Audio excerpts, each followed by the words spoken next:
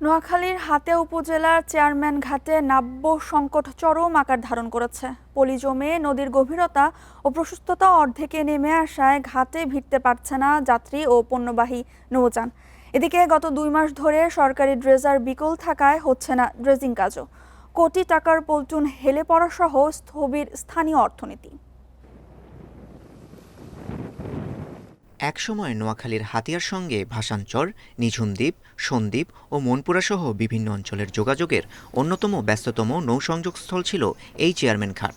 দেশের দ্বিতীয় এই উপকূলীয় নদীবন্দর দিয়ে আনা নেওয়া হতো খাদ্য, জ্বালানি ও নির্মাণ সামগ্রী সহ নিত্য প্রয়োজনীয় পণ্য। কিন্তু ক্রমাগত পলি জমে যা এখন প্রায় মৃতপ্রায়।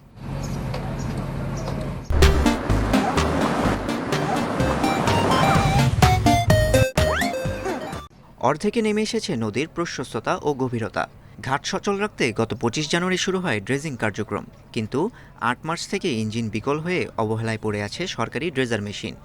ড্রেজিং বন্ধ থাকায় অলস সময় পার করছেন শ্রমিকরা। নাব্যতা না থাকায় কোটি টাকার পল্টনটি হেলে পড়েছে একদিকে। 2 বছর আগেও এই ঘাটের খালটি ড্রেজিং করা হয়েছে, কাজের কাজ কোনো কিছু হয় না। ড্রেজিং করার পরে খালটা ফুরে যায়।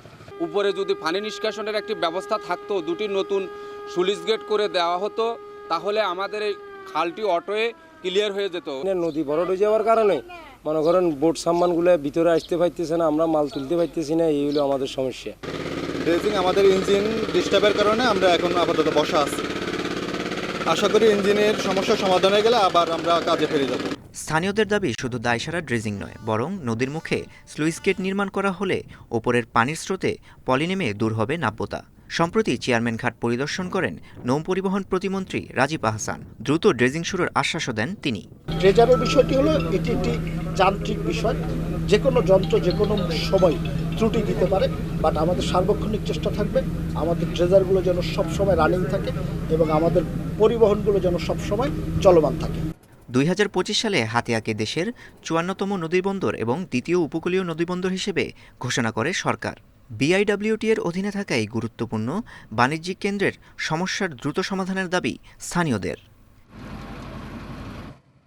Independent news.